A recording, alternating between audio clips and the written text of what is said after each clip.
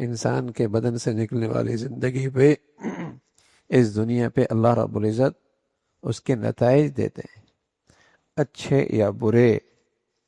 آج انسان زہر کھانے کا اثر تو سمجھتا ہے کہ موت واقع ہو سکتی ہے، گناہ کی نحوست کا اثر نہیں سمجھتا کہ اس سے اس کے گھر میں کیا بربادی آئے گی۔ اے آدمی، کوئی وبا پھیل جائے معاشرے میں تو اس کے اثرات تو سمجھتا ہے، لیکن جب معاشرے میں بے حیائی پھیل جائے اس کے کیا نتیجے آئیں گے اس کو نہیں مانتا آج کا مسلمان۔ حالانکہ سچے نبی صلی اللہ علیہ وسلم نے فرمایا 4 چیزوں کا نتیجہ 4 چیزوں کی شکل میں نکلتا ہے۔ اگر یہ 4 چیزیں ہوں گی تو پھر یہ 4 چیزیں ہوں گی۔ 4 چیزوں کا نتیجہ 4 چیزوں کی شکل میں نکلتا ہے۔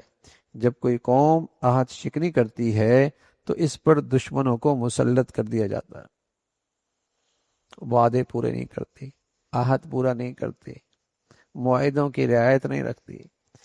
جب کوئی قوم عہد شکنی کرتی ہے تو ان پر دشمن مسلط ہو جاتے ہیں۔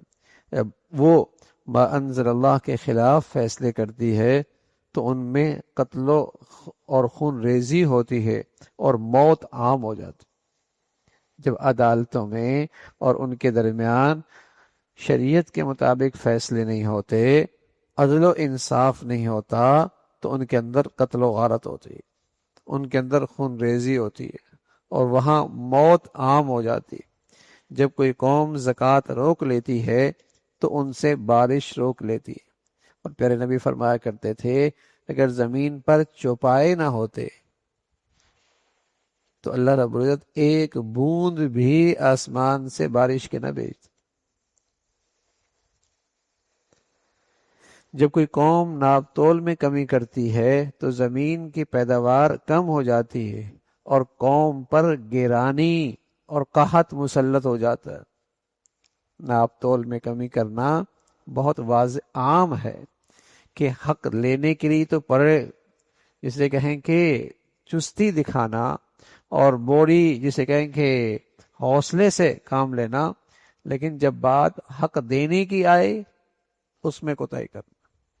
حقوق کے مطالبے تو بہت آگے آگے، لیکن اپنے ذمے جو فرائض ہیں اس سے غفلت ہے، اس سے غفلت ہے۔ فرمایا جب یہ عام ہو جائے گا تو پھر گرانی ہوگی، پھر مہنگائی ہوگی، اور پھر قحط مسلط ہوگا، پھر قحط مسلط ہوگا۔ اللہ تعالیٰ کا تجویز اور فرمودہ نظام زکوٰۃ اور صدقات ایک انقلابی نظام ہے جس سے معاشرے کو راحت اور سکون کی زندگی نصیب ہوتی ہے، اور اس سے انحراف اور اس فریضے میں کوتاہی کا نتیجہ معاشرے کے افراد میں بے چینی اور بے اطمینانی کی شکل میں رونما ہوتی۔